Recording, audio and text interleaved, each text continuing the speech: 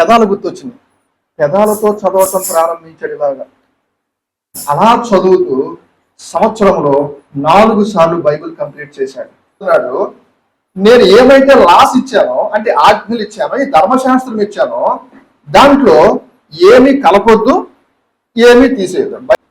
ఇంకా యేసుక్రీస్తు వారి మినిస్ట్రీలో ద్వితీయోపదేశ కాండమును ఎక్కువ సార్లు ఆయన కోట్ చేసిన సందర్భం ఒకటి ఉంటుంది. దేవుడు ముందే తెలుసు వీళ్ళు వెళ్ళిన తర్వాత ఖచ్చితంగా రాజును కోరుకుంటారని. చూడండి, ఆ మాట కూడా మనం పబ్లిక్ టాయిలెట్స్ గురించి ముందే ఈ గ్రంథంలో రాయబడింది. ఇప్పుడు క్రీస్తు పూర్వం 3500 సంవత్సరాల క్రితమే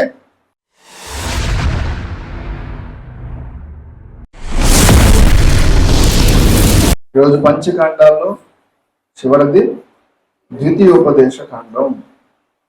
ఇందులో మన తెలుగులో చాలా చక్కటి పేరు పెట్టారు. ఎందుకంటే ఆ టైటిల్ లోపల కంటెంట్ ఏదైతే ఉందో దానికి తగ్గట్టుగా పేరు పెట్టారు. మన పంచకాండాలు ఏదైనా సరే లోపల ఏదైతే కంటెంట్ ఉందో తెలుగులో అదే మాటను పెట్టారు. కానీ హిబ్రూలో మనం చెప్పుకున్నాం. ఏం చెప్పుకున్నాం? హిబ్రూలో ఆ పేరుకి గ్రంథానికి టైటిల్ ఎలా పెట్టారని చెప్పుకున్నాం మనం. ఆ ఫస్ట్ లెటర్ ఏదైతే ఉందో ఆ లెటరే ఆ గ్రంథం పేరు అన్నమాట. కానీ తెలుగులో అలా పెట్టలేదు. దాని సారాంశం ఏంటి అని దాని మీద ఆ గ్రంథానికి ఆ టైటిల్ ఇచ్చారు. హిబ్రూ భాషలో ఏం పెట్టారో ఆ గ్రంథానికి ఆ మొదటి ఏవైతే ఉందో అదే టైటిల్. అది ఆది కాండం కావచ్చు, నిర్గమ కాండమైన, సంఖ్యాకాండమైన, లేవీ కాండమైన, ద్వితీయోపదేశ కాండమైనా సరే మొదటగా ఏమైతే రాసి ఉందో అదే ఆ గ్రంథం పేరు. ఈ హిబ్రూలో ఈ గ్రంథాన్ని పేరు దేవారిం, DEVARIM, దేవారిం. దేవారిం అనేటువంటి మాటకు అర్థం ఏంటంటే, ఇంగ్లీష్ హిబ్రూలో దీని పేరు ఏంటి? దేవారిం. హిబ్రూలో ఈ గ్రంథానికి పేరు దేవారిం. దీని అర్థం these are the words. English లో ఈ గ్రంథానికి పేరు స్టార్టింగ్ లో దీస్ ఆర్ ద వర్డ్స్ అని రాసి ఉంటుంది. దానికి అర్థం ఇచ్చే పేరునే హిబ్రూలో దేవారిం అని పేరు పెట్టారు. ముందు ఈ గ్రంథానికి ఇంగ్లీష్ లో ఏం పేరు? డ్యూట్రానమీ. ఈ డ్యూట్రానమీ అనే పదం ఇంగ్లీష్ పదం కాదు, గ్రీకు పదం. అంటే ఈ గ్రంథాన్ని మొదటగా తర్జుమా చేసినప్పుడు గ్రీకు వారు తర్జుమా చేశారు. ఆ పేరునే ఇంగ్లీష్ లో కూడా పెట్టేశారు. దీనికి ఇంగ్లీష్ లో అర్థం ఏంటంటే ఇట్ ఈస్ ద కాపీ. అంటే ఇది ఒక కాపీ. మనం ఏదన్నా జిరాక్స్ తీసుకుంటాం చూసారా, అలాంటిది. ద్వితీయోపదేశ కాండం చెప్పాలంటే నిర్గమ కాండానికి జిరాక్స్, సంఖ్యాకాండానికి జిరాక్స్, ఇలా ఏదైతే ధర్మశాస్త్రం ఉందో దానికి జిరాక్స్. ఒరిజినల్ నా దగ్గర ఉంది, ఇంటి పట్టారు. ఎవరికైనా ఇవ్వాలంటే ఒరిజినల్ ఇచ్చేస్తామా? ఏమిస్తాం? జిరాక్స్ తీసుకెళ్ళి ఇస్తాం. అలాగే ఈ ద్వితీయోపదేశ కాండం ఇజ్రాయెల్ ప్రజలకి జిరాక్స్ కాపీగా మరలా మోషే ఇజ్రాయెల్ ప్రజలకు రాయించాడు. మోషే ఆల్రెడీ ఉపదేశించాడు ఈ ఆజ్ఞలను. ఈ గ్రంథంలో ఏవైతే మీకు కనపడతాయి అన్ని మీకు నిర్గమకాండంలో చదివినట్లుగానే ఉంటాయి. ఈ ఆల్రెడీ మరలా చెప్పిన వాటిని ఆయన చనిపోయే ముందు చివరిగా ఇజ్రాయిల్ ప్రజలకి అది రిపీట్ చేసి చనిపోయాడు. అది ఇక ఎవరు రాశారు? ఈ ద్వితీయోపదేశ కాండమే కాదు, పంచకాండాలను కూడా మోషే రాశాడు. ఎప్పుడు రాశాడు? క్రీస్తు పూర్వం 1400 సంవత్సరంలో తన చివరి దశలో రాసినటువంటి గ్రంథం ఇది. ఈ గ్రంథంలో 34 అధ్యాయాలు ఉంటాయి. 34 అధ్యాయాలు 33 అధ్యాయాలు మోషే రాశాడు. 34వ అధ్యాయానికి వచ్చేటప్పటికి ఆల్రెడీ ఆయన చనిపోయాడు. కాబట్టి ఈ 34వ అధ్యాయాన్ని యెహోషువ రాసి ఉండవచ్చు. ఇప్పుడు ఇలా మోషే చనిపోయిన వెంటనే 30 రోజులు వాళ్ళు దుఃఖ దినాలు గడుపుతారు. అంటే మోషే చనిపోయినందుకు 30 రోజులు వారు కానాను దేశానికి దగ్గరగా ఉన్నారు. ఇంకా ప్రయాణం చేస్తే గట్టిగా 3 రోజుల్లో వెళ్ళిపోవచ్చు. కానీ 30 రోజులు వారు వెళ్ళలేదు. ఎందుకంటే మోషే లాంటి నాయకుడు చనిపోవడం వల్ల వారు చాలా దుఃఖంతో బాధతో 30 రోజులు ప్రయాణం చేయలేదు. అది మనం ద్వితీయోపదేశకాండం చూద్దాం. ద్వితీయోపదేశకాండం 34వ అధ్యాయం 8వ వచనం. ద్వితీయోపదేశకాండం 34:8.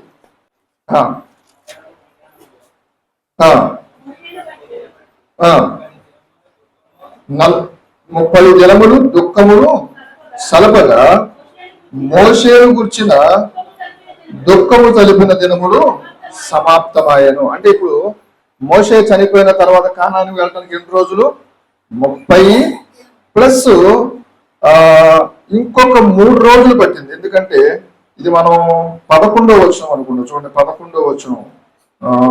మీరు స్వాధీనపరుచుకుని మీ దేవుడిని మీకు ఇచ్చుచున్న దేశమును స్వాధీనపరుచుకుని పోవుటకై 3 దినముల్లోగా మీరు యోర్దాను దాటవలెను కనుక, అంటే అదొక 30, ఇదొక 3 రోజులు మేబీ, అంటే సుమారు 33 నుంచి 35 రోజులు అటు ఇటుగా చనిపోయిన తర్వాత కానాను వెళ్ళటానికి పట్టినటువంటి సమయము. అలాగే ఈ గ్రంథము యొక్క పర్పస్ ఏంటి? ఎందుకు దేవుడు ఈ గ్రంథాన్ని వ్రాయించాడు అంటే, ఎందుకని ఆల్రెడీ చెప్పిన మాటలే కదా, ఎందుకని రాయించాడని చాలా మందికి ఆలోచన రావచ్చు. ఎందుకంటే ద్వితీయోపదేశకాండం మీరు చదువుతున్నప్పుడు ఆల్మోస్ట్ 5వ అధ్యాయం నుంచి 26వ అధ్యాయం వరకు మీరు నిర్గమకాండంలో చెప్పబడిన అంటే ధర్మశాస్త్రపు విషయాలే రాసుంటాయి. ఇది ఎందుకు రాశాడంటే దీనికి ఒక కారణం ఉంది.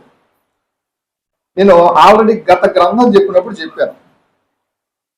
మొదట వచ్చినటువంటి 6 లక్షల మంది కానాను దేశేటప్పుడు వెళ్ళేటప్పుడు ఉన్నారా? లేరు. మొదట 6 లక్షల మంది ఐగుప్తు నుంచి ప్రయాణం చేసిన ఎంతమంది వీళ్ళు? 6 లక్షల మంది పైచిలుకు, అంటే వీళ్ళు పురుషులు. కానీ వీళ్ళు కానాను దేశానికి వెళ్ళేటప్పటికి అంటే చేరుకునేటప్పటికి మొదట 6 లక్షలు లేరు, చనిపోయారు. వారి పిల్లలు ఎవరైతే ఉన్నారో వాళ్ళు ఉన్నారు. ఇప్పుడు వాళ్ళ పిల్లలకి ఈ విషయాలు ఏమీ తెలియదు. ఏ విషయాలు తెలియదు? దాదాపు ఎర్ర సముద్రం 2 పాయలుగా చేసింది తెలియదు. చూసారా? వాళ్ళు చూడలేదు. అలాగే ఇంకా సినాయి పర్వతం మీదకి దేవుడు దిగి రావటం తెలియదు. అలాగే ఆయన ఆజ్ఞలు 10 ఆజ్ఞలు ఇవ్వటం తెలియదు. ఇంకా 10 రకాల తెగుళ్ళు ఐగుప్తు నుంచి ఎంత గొప్పగా ఆయన తీసుకొచ్చాడు ఇది ఎవరికి తెలియదు. ఇప్పుడు తెలియాలంటే ఏం చేస్తారు? మన పిల్లలకు కొన్నిసార్లు చెప్తాం, పాత రోజులు ఎలా ఉండేవి, ఇలా ఉండే, ఆ రోజుల్లో మేము ఎలా ఉండేవాళ్ళం, అలా తినేవాళ్ళు. ఫర్ ఎగ్జాంపుల్ డబ్బులు బాగా ఖర్చు పెడుతున్నారు మన పిల్లలు, ఏం చెప్తాం?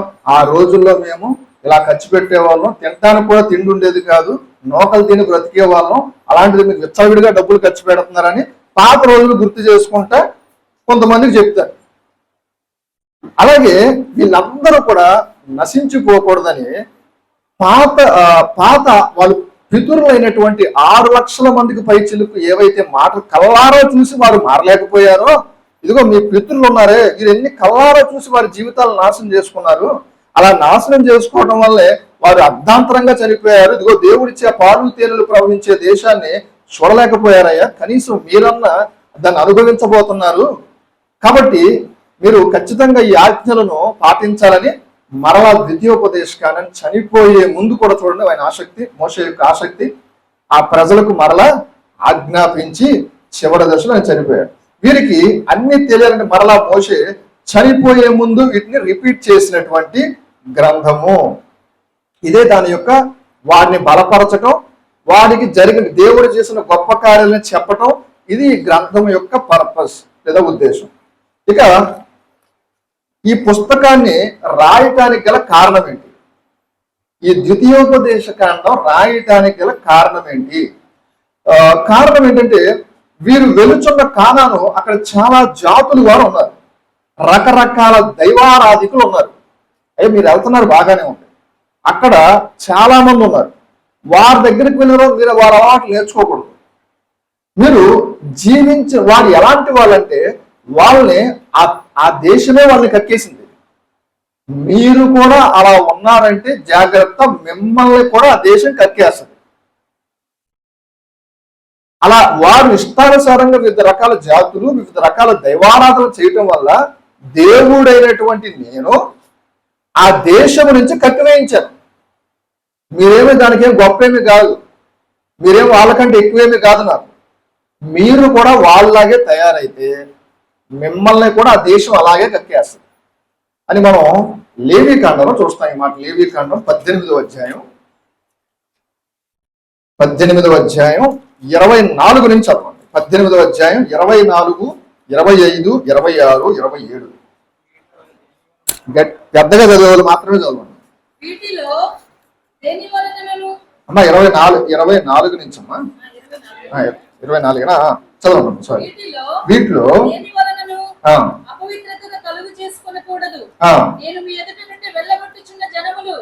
ఎదుట నుండి వెళ్ళగొట్టుచున్న జనములు వాటన్నిటి వలన ఎవరి గురించి చెప్తున్నారు వీళ్ళు? దేవుడు కానాను ప్రజల గురించి చెప్తున్నాడు. ఆ దేశము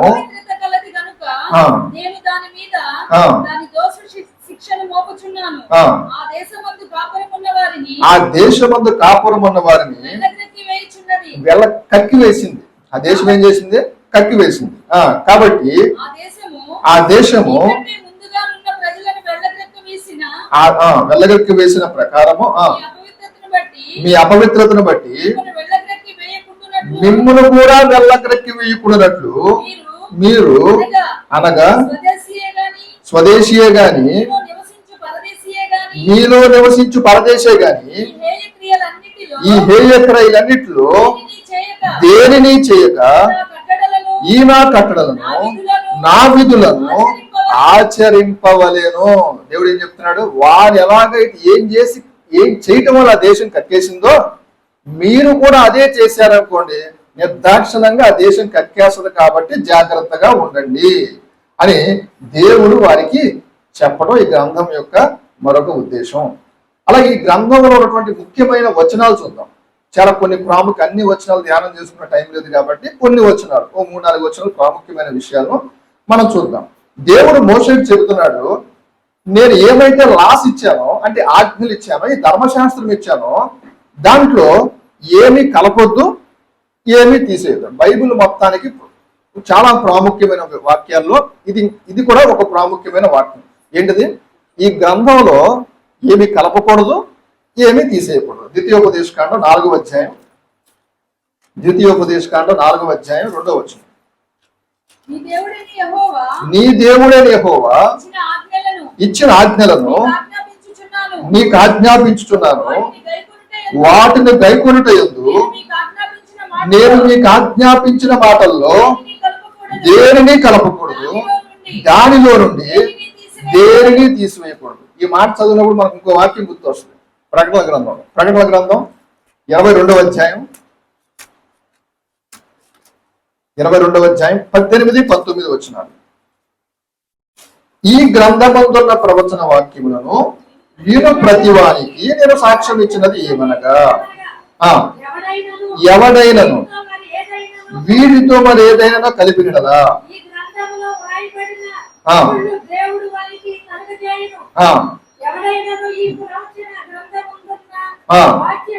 వాక్యములను ఏదైనా తీసివేసినదా దేవుడి గ్రంథములో రాయబడిన జీవవృక్ష ఫలములలో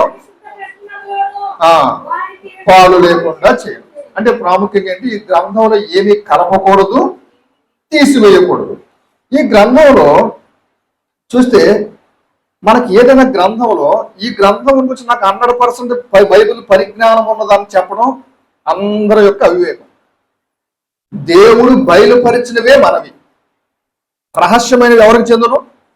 దేవునికే చెందిన దేవుని వాక్యం సెలవిస్తుంది. చూడండి, ద్వితీయోపదేశకాండం 29, 29. రహస్యములు మన దేవుడని యెహోవాకు చెందును. అయితే చాలు రహస్యములు ఇంకా బయలుపరచబడినవి ఎల్లప్పుడూ మనం కదా చెందును. అయితే మనము ఈ ధర్మశాస్త్ర వాక్యం అన్నిటిని అనుసరించి నడుచుకొనున్నట్లు బయలుపరచబడినవి ఎల్లప్పుడూ మనమియు మన సంతతి వారి వగును.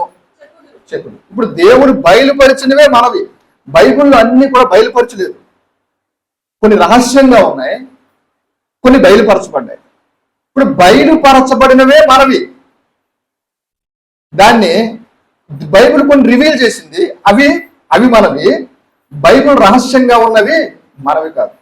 When Bible silent, it is better to be as to be silent. అంటే బైబిల్ ఎప్పుడైతే సైలెంట్ గా ఉందో అప్పుడు సైలెంట్ గా ఉండటం బెటర్. అంతే తప్ప రహస్యమైనవి నాకు తెలుసు అని చెప్పడం అది అజ్ఞానం. ఉదాహరణకు యేసు ప్రభు రెండవ రాకడ ఎలా ఉంటుందో చెప్పాడు, కానీ ఎప్పుడు ఉంటుందో చెప్పాడా? చెప్పలా. నేను రాకడకు సూచన చెప్పాడు. అప్పుడు శిష్యులు అడుగుతారు, ప్రభు ఏంటిది, నాకు రహస్యమైన బయలుపరుస్తావా? శిష్యులు అడిగారు.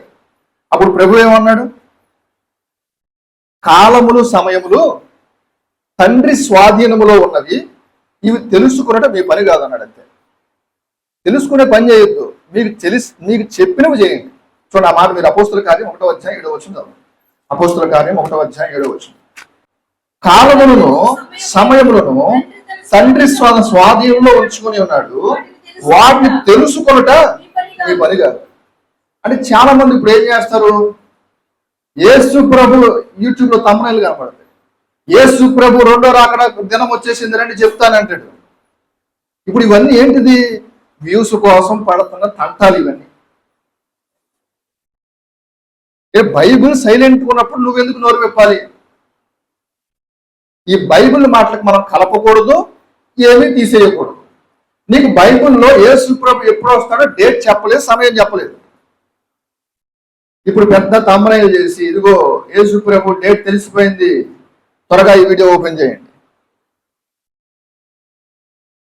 చాలా జాగ్రత్త. ఇవే అబద్ధ బోధలు, దుర్బోధలు. ఇలాంటి దుర్బోధలకు జాగ్రత్తగా ఉండాలి. అలాగే ఈ బైబిల్ గ్రంథం, ఈ ద్వితీయోపదేశకాండం కావచ్చు, బైబిల్ కావచ్చు, మనము నేర్చుకొని ఎవరు నేర్పించాలి? మన పిల్లలకు నేర్పించాలి. ద్వితీయోపదేశకాండం 6:4-7. ఇశ్రాయేలు వినుము, మన దేవుడైన యెహోవా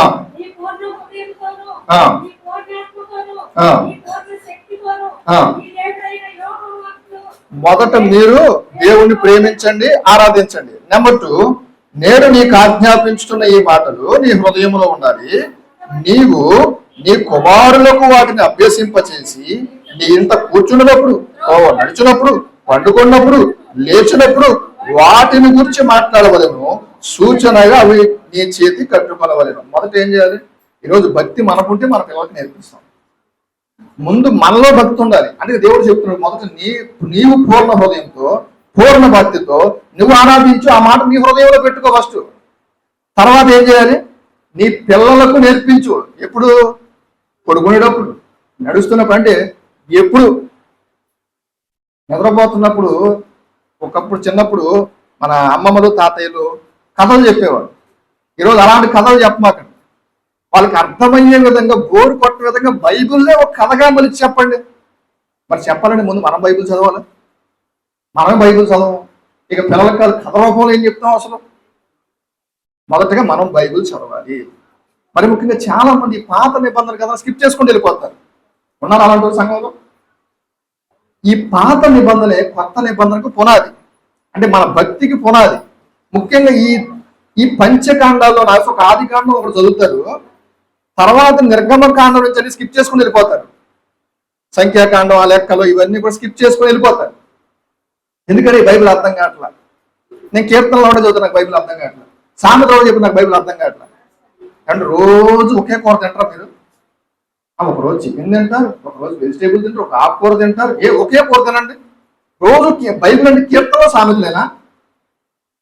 బైబిల్ అంటే మొత్తం అన్ని రుచులు, షడ్రుచులు మనం చూడాలి. కాబట్టి పాత నిబంధన ఒక గ్రంథం, అందుకే మీకు గ్రంథాలు చెప్తుంది. ఎందుకంటే ఈ గ్రంథాలు మీరు వింటే ఈ ఒక కీ పాయింట్ ఉంటుంది. మీకు వచనాలు చెప్తాను, ప్రాముఖ్యమైన వచనాలు ఉన్నాయి. బైబిల్ ఎందుకు రాసిపడింది? ఈ గ్రంథం ఇది. మనం చిన్నప్పుడు స్కూల్కి వెళ్తున్నప్పుడు టెక్స్ట్ బుక్స్ ఇస్తారు. టెక్స్ట్ బుక్లు చదువుకొని ఎగ్జామ్ రాసేయచ్చుగా. కానీ అందులో పాఠం మనం చదివినప్పుడు అర్థం కాదు, కానీ టీచర్ ఎక్స్ప్లెయిన్ చేస్తున్నప్పుడు అర్థమవుతుంది. ఆ క్వశ్చన్ ఎగ్జామ్, ఆ క్వశ్చన్ మనం చదువుతున్నప్పుడు ఇంకొంత త్వరగా వచ్చేస్తుంది. ఈ గ్రంథాలు చెప్తుంది. అందుకనే ఇప్పుడు ద్వితీయోపదేశకాండం మీకు చెప్పాలనుకోండి, ఆ చదువుతున్నప్పుడు ఈ కీ పాయింట్స్ ఇవి కదా ఉన్నాయి. కాబట్టి ఇక్కడ చెప్పిన తర్వాత యూట్యూబ్ ఛానల్ కూడా ఒకసారి చూడండి. చూసి మీరందరూ ఇక్కడ వింటున్నా కూడా మీకు ఒకటి చెప్తా. మిగతా వాక్యాలు ఎన్నా వినకపోయినా గ్రంథాలు చెప్పినప్పుడు ఖచ్చితంగా యూట్యూబ్ చూసి పూర్తిగా చూసి ఒక లైక్ కొట్టి ఒక కామెంట్ ఇవ్వండి. ఎందుకని అడుగుతున్నాను, మీరు లైక్ ఇవ్వటం వల్ల ఆ వీడియో ఇంకొక క్రిస్టియన్కి రిఫర్ చేస్తుంది. దానికి ఏం డబ్బులే వచ్చేవి నాకు.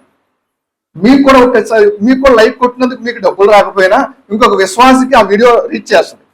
కాబట్టి ఇప్పుడున్న ప్రతి ఒక్కరూ ఆ వీడియో ఓపెన్ చేసి సబ్స్క్రైబ్ చేసుకోండి, లైక్ కొట్టి ఒక కామెంట్ చేయండి. లైక్ కొడితే యూట్యూబ్ ఆల్గారిథంకి ఏమర్థమైంది, ఇది ఎందులో కంటెంట్ ఉంది, ఇంకో క్రిస్టియన్కి రిఫర్ చేయాలి అని వస్తుంది. ఓకే, ఆ పని చేయండి. ఇప్పుడు ఎక్కడ దాకా వచ్చాం? ఈ గ్రంథాన్ని క్లుప్తంగా చూస్తే ఏ విధంగా ఈ గ్రంథాన్ని మనం అర్థం చేసుకోవచ్చు సమయం త్వరగా. ఈ గ్రంథంలో ఎన్ని అధ్యాయాలు ఉంటాయన్నాను? 34 అధ్యాయాలు. దీంట్లో 1 నుంచి 3 అధ్యాయాలు జరిగిపోయిన ప్రయాణం గురించి మోషే చెబుతాడు. అంటే ఆల్రెడీ ఐగుప్తు నుంచి మోయాబు మైదానం దాకా వచ్చారు కదా, ఇక్కడ దాకా జరిగినటువంటి సంఘటనలు కొన్ని ఇజ్రాయెల్ ప్రజలు, అప్పుడు దాకా పాతలు చచ్చిపోయారు, కొత్తలు ఉన్నారు, మోషే వారికి చెప్తాడు. ఇక 4వ అధ్యాయానికి వచ్చినప్పటికి విధేయత గురించి చెప్తాడు. అరే బాబు, మీరు తండ్రి మీ పితరులు ఉన్నారే, వాళ్ళు విధేయత చూపించకపోవటం వల్ల అర్ధాంతరంగా చచ్చిపోయారు, కనీసం మీరైనా దేవునికి వాక్యానికి విధేయత చూపించండి అని 4వ అధ్యాయంలో విధేయత గురించి ప్రాముఖ్యంగా చెప్తాడు. ఇక 5 నుంచి 26వ అధ్యాయం, ఈ గ్రంథానికి పేరు రావడానికి కారణం 5 నుంచి 26 అధ్యాయాలే. ఎందుకంటే రిపిటేషన్ ఆఫ్ ద లా, అంటే ఏమైతే చట్టాలు ఉన్నాయో నిర్గమకాండంలో, సంఖ్యాకాండంలో, లేవీకాండంలో, వీటి గురించినటువంటి ధర్మశాస్త్రపు ఏమైతే మాటలు ఉన్నాయో అవి మరలా రిపీట్ అయింది 5 నుంచి 26వ అధ్యాయం వరకు. ఈ గ్రంథానికి ఆ పేరు పెట్టడానికి గల ప్రాముఖ్యమైనటువంటి అధ్యాయాలు ఇవే. ఏంటవి? 5 నుంచి 26 అధ్యాయం వరకు. ఇక 27 నుంచి 30వ అధ్యాయం వరకు దీవెనలు ఉంటాయి, శాపాలు ఉంటాయి. దీవెనలు ఉన్నప్పుడే అమ్మయ్య ఎంత మంచి దీవెనలు అనిపిస్తుంది, కానీ శాపాలు ఉన్నది సరే ఆ దీవెన కంటే ఎక్కువగా ఉంటాయి ఆ శాపాలు. ఫర్ ఎగ్జాంపుల్, దీవెన ఒక మాట చెప్తా, నువ్వు గనక నా మాట వింటే నీ భార్య పిల్లలతో సంతోషంగా ఉండవు, ఎంత మంచి దీవెన. శాపం ఎలా ఉంటుంది తెలుసా? నువ్వు గనక నా మాట వినకపోతే నువ్వు పెళ్లి చేసుకుంటావు, కానీ నీ భార్యతో కాపురం చేసేది ఇంకొకడు. ఇప్పుడు దీవెన బాగుంది, శాపం చూడండి దానికంటే ఎంత చండాలంగా ఉందో. అది ఉదాహరణకంటే ఆ అధ్యాయంలో ఉన్న విషయాలే. ఇక 30వ అధ్యాయం వరకు అయ్యాం కదా. ఇక ఈ 30వ అధ్యాయంలోనే దేవుడు వీళ్ళని ఒక చోటకు తీసుకువెళ్తాడు. అంటే మోయాబు మైదానం దాటిన తర్వాత వీళ్ళకి 2 కొండలు కనిపిస్తాయి, మౌంట్ ఈబాల్, మౌంట్ గెరాజిం. మౌంట్ ఈబాల్ మీద శాపవచనం, మీరు వెళ్ళగానే 2 కొండలు కనిపిస్తాయి. ఈ కొండ మీదకి ఫస్ట్ ఎక్కి ఈబాల్ అనేటువంటి పర్వతం మీదకి ఎక్కి ముందు శాపాలు పలకండి, గెరాజిం అనే పర్వతం మీదకి ఎక్కి దీవెనలు పలకండి. ఎందుకయ్యా ఇది అంటే 2 మీ ముందు పెడుతున్నా, జీవాన్ని పెడుతున్నా, మరణాన్ని పెడుతున్నా, చూసి చేసుకో. మంచి పెడుతున్నా, చెడు పెడుతున్నా, ఏది కావాలంటే చూసి చేసుకో. దీవెన పెడుతున్నాను, శాపాలు పెడుతున్నాను, ఏది కావాలంటే అది చూసి చేసుకో. ఈ మాట మనం ద్వితీయోపదేశకాండం 11వ అధ్యాయం 29వ వచనం, 11:29. కాబట్టి నీవు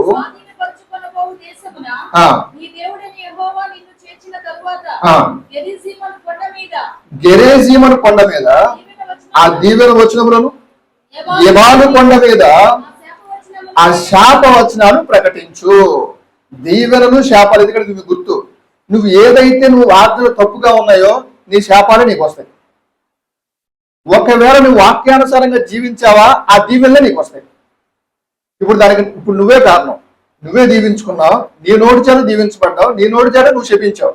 కాబట్టి ఆ ఊర్లోనికి వెళ్ళిన తర్వాత, అనగా ఆ దేశంలోకి వెళ్ళిన తర్వాత, కానాను దేశంలోకి వెళ్ళిన తర్వాత నువ్వు వెళ్ళిపోయిన ఆ జాతిలాగా మాత్రం నువ్వు ఉంటే నీకు శాపాలు తప్పవు. లేదా నేను చెప్పినట్టు, వాక్యం చెప్పినట్టు జీవిస్తావా, నీకు దీవెనలు తప్పవు.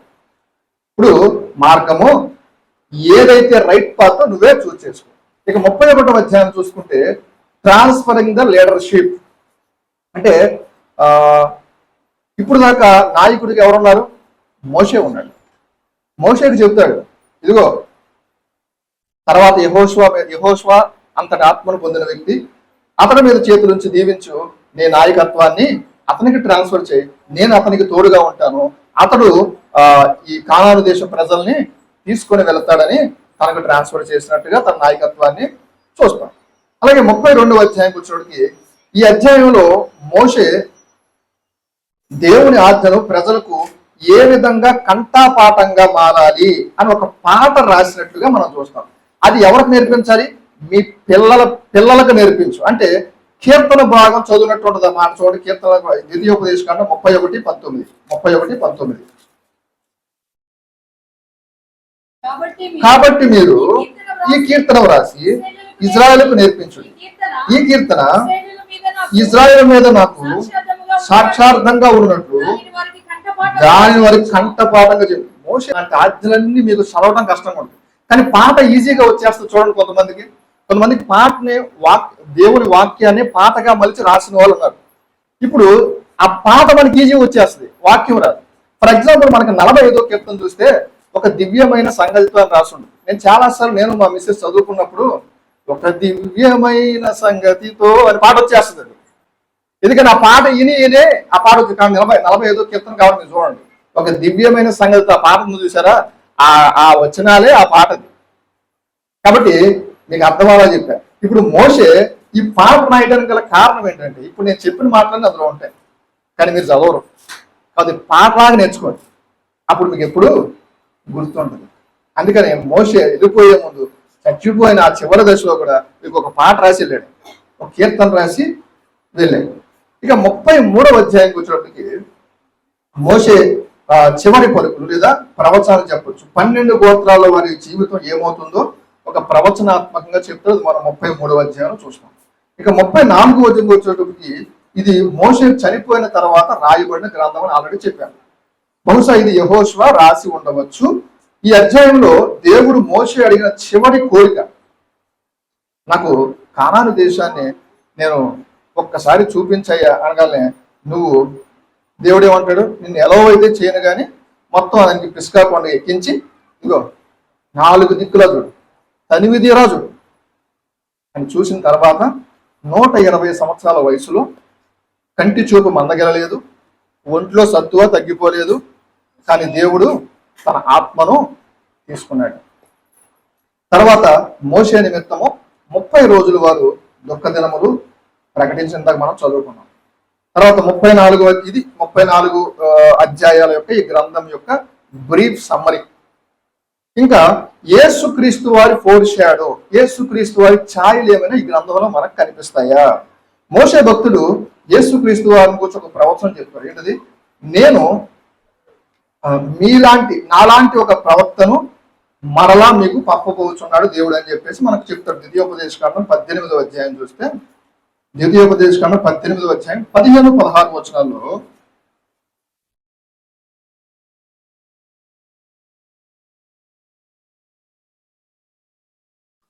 హోరేబులో ఆ సమాజమున నేను చావకుండాకు వెళ్ళి నా దేవుడైన యెహోవా స్వరము నాకు వినపడకును గాక, ఈ గొప్ప అగ్ని నాకు ఎక్కడో కనబడకును గాక అని చెప్పి తిని, ఆ సమయమున నీ దేవుడైన యెహోవా నీవు అడిగిన వాటన్నిటి చొప్పున నీ దేవుడైన యెహోవా నీ మధ్యను నా వంటి ఒక ప్రవక్తను నీ సహోదరులో నీ కొరకు పుట్టించును, ఆయన మాట నీవు వినవలేను. మోషే తర్వాత యాక్చువల్గా చాలా మంది ప్రవక్తలు వచ్చారు. ఏలియా లాంటి ప్రవక్తలు వచ్చారు, ఎలీషా లాంటి ప్రవక్తలు వచ్చారు, చాలా మంది ప్రవక్తలు వచ్చారు. కానీ మోషేని దేవుడు అంటాడు, మోషే ప్రవక్త కంటే ఎక్కువ అంటాడు. ఎప్పుడు అంటాడు? సందర్భం మీకు గుర్తుందా? తన అన్న తన అక్క తన మీద తిరగబడతారు సందర్భంలో. అప్పుడు ఏమంటాడు దేవుడు? మోషే నార్మల్ సాధారణ ప్రవక్త అనుకుంటారా?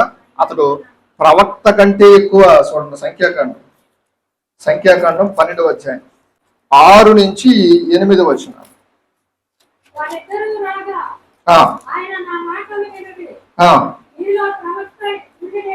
మీలో ప్రవక్త ఉండిన ఎడల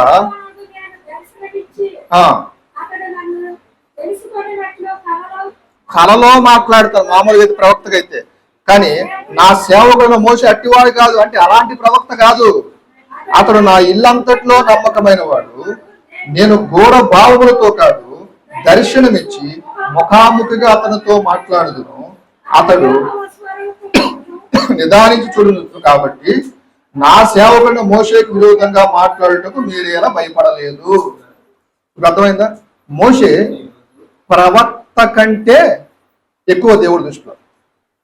ఇప్పుడు అదే మాట ఇప్పుడు యేసుక్రీస్తు వారు ప్రవక్త కంటే, నా తర్వాత ఇంకొక ప్రవక్త నాకంటే గొప్పవాడు వస్తాడండి. చూడండి, అపోస్తుల కార్యములు 3వ అధ్యాయం 22వ త్వరగా.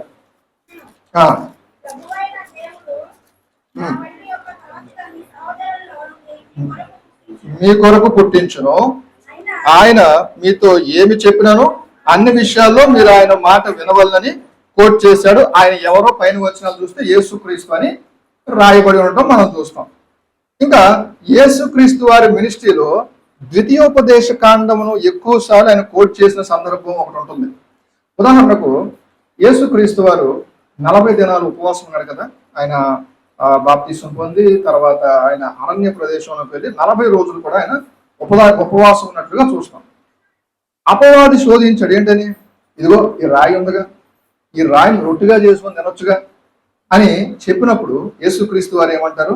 మనిషి రొట్టె వల్ల కాదు కానీ దేవుని నుంచి వచ్చిన వాక్యం వల్ల జీవించును అని రాయబడింది అంటాడే.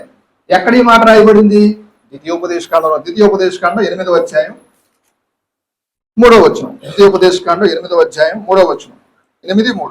ఆహారం వల్లనే కాక యెహోవా సెలవిచ్చిన ప్రతి మాట వలన నరులు బ్రతుకుదురని నీకు తెలియచేయటకు ఆయన నిన్ను అణిచి నీవు ఆకలి కొన చేసిన గాని నీ పితరులే గాని ఎనడగిన మన్నాతో నిన్ను పోషించంటే ఆహారం వల్లనే కాక యెహోవా సెలవిచ్చిన మాట వల్ల నరులు బ్రతుకుదురనే మాట యేసు ప్రభు ఇక్కడ కోట్ చేయడం జరిగింది. అలాగే ఇంకొక సందర్భం ద్వితీయోపదేశకాండం 6వ అధ్యాయం 16వ వచనం. మీ దేవుడైన యెహోవాను శోధించినట్లు ఆయనను శోధించకూడదు. దేవుడు ఏమంటాడు? నువ్వు కావాలంటే ఇక్కడి నుంచి కొండ మీదకు దూకే అంటే ఏమంటాడు? దేవుడిని శోధించవద్దు. రెండోసారి ఆయన కోట్ చేసిన మాట కూడా మనం అక్కడ చూస్తాం. అలాగే ద్వితీయోపదేశకాండంలో 6వ అధ్యాయంలో 13, 14 వచనాలు చూస్తే మీ దేవుడైన యెహోవాకు భయపడి ఆయనను సేవించి ఆయనను ప్రేమను చేయవలెను. మీరు ఇతర దేవతలు అనగా మీ చుట్టూనున్న జనముల దేవులను సేవించకూడదు. నీ దేవుడైన యెహోవానే అంటే సాతాను ఏమంటాడు? నువ్వు నా కాళ్ళకు ముక్కు మొత్తాన్ని నీకు ఇచ్చేస్తానంటే అప్పుడు ఏమంటాడు ప్రభు? నీ దేవుడని యెహోవానే సేవించమని వాక్యము రాయబడింది అంటాడు. ఎందుకంటే రాయబడింది? ఎందుకంటే ఆల్రెడీ ప్రభు ఏం చేశాడు? ఈ ధర్మశాస్త్రాన్ని మొత్తం ఏం చేశాడైనా చదివాడు. ఆయన 12 సంవత్సరాలు ఉన్నప్పుడే పెద్ద పెద్ద గ్రంథకర్తలతో కూర్చొని వాదిస్తూ ఉన్నాడు. అంత జ్ఞానం ఉంది. ఎందుకని? బైబిల్ ఎక్కువ చదువుతున్నాడు కాబట్టి. బైబిల్ చదవండి. బైబిల్ యొక్క ప్రాముఖ్యత మీకు తెలుసా? ఒక్క మాట చెప్పి ఒక వ్యక్తి గురించి చెప్పి నేను ముగించేస్తాను. ఇంకా కొంత ఉంది. విలియం ఫర్సన్ అనేటువంటి ఒక వ్యక్తి. విలియం ఫర్సన్ తన జీవితంలో ఒక ఫ్యాక్టరీలో పనిచేస్తున్నాడు. ఆ ఫ్యాక్టరీ పెద్దగా ఒకరోజు పేలిపోయింది. చాలా మందికి అవయవాలు పోయినాయి, కాళ్ళు చేతులు అవయవాలు పోయినాయి, కొంతమంది చచ్చిపోయారు. కానీ విలియం ఫర్సన్ అనే వ్యక్తికి కళ్ళు పోయాయి. ఈ వ్యక్తికి ప్రతిరోజు బైబిల్ చదవటం అలవాటు. అయ్యో బైబిల్ చదవలేకపోతే ఎంతో చింతిస్తూ బ్లైండ్లీ అంటే కళ్ళకు అందులైన వారు స్పర్శతో చదువుకుంటారు. అలాంటి బైబిల్ ఒకటి తెచ్చుకొని సో అప్పటికే చేయి పాడైపోయింది. కొద్ది రోజు చదివాడు. ఈ చేతి స్పర్శ కూడా పోయింది. ఈ చేతి స్పర్శతో పోయేటప్పటికి నాలుకతో చదవటం ప్రారంభించాడు. నాలుక స్పర్శ కూడా పోయింది. ఇంకా ఎలా చదవాలని ఏడుస్తూ ఉంటే పెదాలు గుర్తొచ్చింది. పెదాలతో చదవటం ప్రారంభించాడు. ఇలాగా అలా చదువుతూ సంవత్సరంలో 4 సార్లు బైబిల్ కంప్లీట్ చేశాడు. ఈరోజు మన కళ్ళు ఉన్నాయి. బైబిల్ ఎంతవరకు చదువుతున్నామో? అందుకే చెప్తాను, అన్ని ఉన్నప్పుడే లోబడి ఉండండి. ఒక్కసారి వీటిలో అవయవాలు పోయిన తర్వాత మళ్ళా రావు. ఉన్నా మీకు ఉపయోగం లేదు అని దేవుడు అనుకునే పరిస్థితి తెచ్చుకోవద్దు. విలియం ఫర్సన్ అవయవాలు లేకపోయినా బైబిల్ అంటే ఎంత ఆసక్తి చూడండి. మీకు అన్ని అవయవాలు పనిచేస్తుంది. దేవునికి స్తోత్రం అని చెప్పండి ఒకసారి. దేవునికి స్తోత్రం కలుగును కాదు. స్తోత్రం అని చెప్పిన ప్రతి ఒక్కరు ఇప్పుడు బైబిల్ చదవాలి. సంవత్సరానికి ఒకసారి పూర్తి చేయాలి. దేవుడి లెక్క చూసుకోండి, మీ ఇష్టం. ఇంకా మనం ఈ గ్రంథం నుంచి ఏమి నేర్చుకోవాలి? ఒక్క మాటలో చెప్పాలంటే ఈ గ్రంథంలో అనేక బ్లెస్సింగ్స్ ఉన్నాయి. అన్నీ కూడా కండిషనల్ బ్లెస్సింగ్స్ ఈ గ్రంథంలో మనం చూస్తాం. ద్వితీయోపదేశకాండం 20వ అధ్యాయం 30వ వచనంలో శాపాలు ఉంటాయి. ద్వితీయోపదేశకాండం 28:30. స్త్రీని చెప్పాను, స్త్రీని ప్రదానం చేసుకుందువు గాని వేరొకడు ఆమెను కూడును, ఇల్లు కట్టుదువు గాని దానిలో నివసింపవు, ద్రాక్షతోట నాటుదువు గాని దాని పండ్లు తినవు. దానికి ముందే ఆశీర్వాదాలు ఉంటాయి, తర్వాత శాపాలు ఉంటాయి. తర్వాత మీరు చదువుకోండి. చాలా భయంగా ఆశీర్వాదాలు చదువుకుని అమ్మయ్య ఏమున్నాయి అనిపిస్తుంది, కానీ శాపాలు దానికంటే గొప్పగా ఉంటాయి. కాబట్టి దేవుడు ఆశీర్వాదాలు ఉన్నప్పుడు చక్కగా తీసుకోండి. అవి శాపాలుగా మారిపోయే పరిస్థితి మాత్రం తెచ్చుకోవద్దు. అలాగే ప్రజలు దేవునికి విరోధంగా ఇంకోటి, దేవుడు ముందే తెలుసు వీళ్ళు వెళ్ళిన తర్వాత ఖచ్చితంగా రాజును కోరుకుంటారండి. చూడండి, ఆ మాట కూడా మనం ద్వితీయోపదేశకాండం 17వ అధ్యాయం 14వ వచనం మనం చూస్తాం. దేవుడు అనుకున్నాడు ముందే చేయొచ్చు కదా ఇవన్నీ. నీకిచ్చుచున్న దేశంలో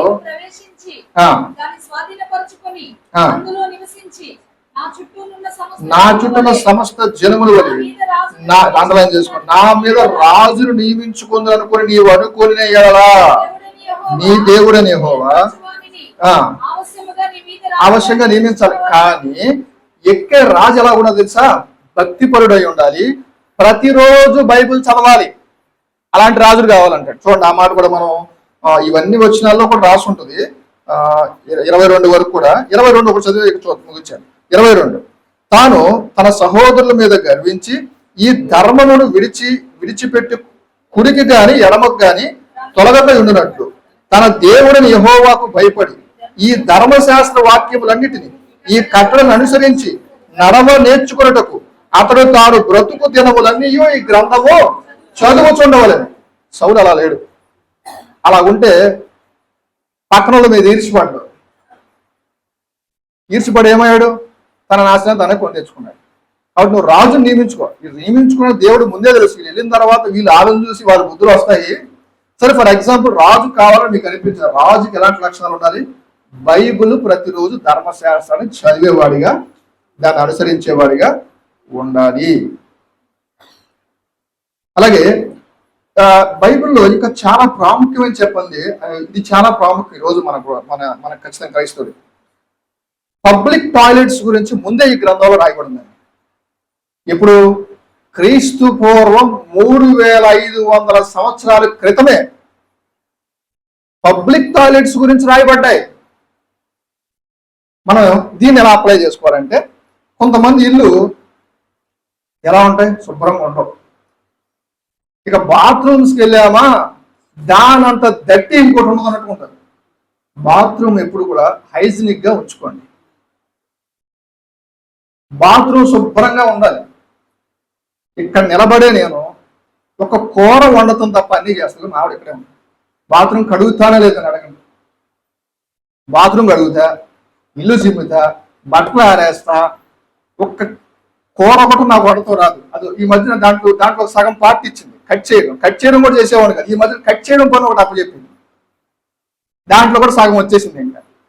కాబట్టి ఇంటిని శుభ్రంగా ఉంటేనే, మన ఇంటి శుభ్రంగా ఉంటేనే దేవుడు మన గృహాల్లోనికి వస్తాడు. తల స్నానం చేసాం టవలటు, తల దువ్వెన దూకున్నా దువ్వెనటు. ఇల్లు శుభ్రంగా సాధ్యమైనంత నాకంటే శుభ్రంగా ఉంచాలి మీరు ఉంటారు. నాది బి క్లాస్, కానీ మీరు ఏ ప్లస్ క్లాస్లో కూడా మీరు శుభ్రంగా ఉంచుతారు. కనీసం బి క్లాస్లో ఉన్నా పర్వాలేదు, మరి డికి సికి వెళ్ళకండి. నేను బి క్లాస్ అని మరి ఏ ప్లస్ అని చెప్పను.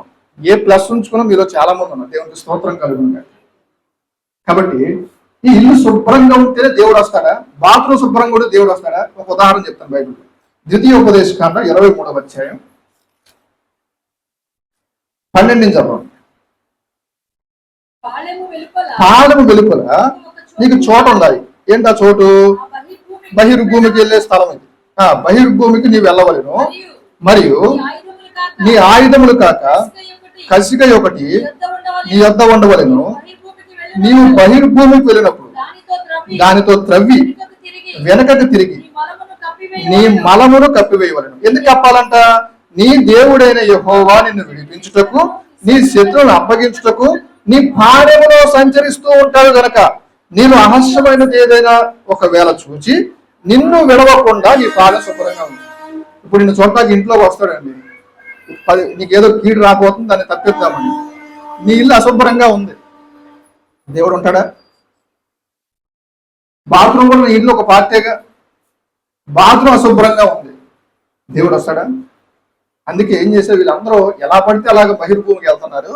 నేను అక్కడ సంచరించే ప్లేస్ అది ఇజ్రాయెల్, కనాన దేశం, ఇజ్రాయెల్ దేశం.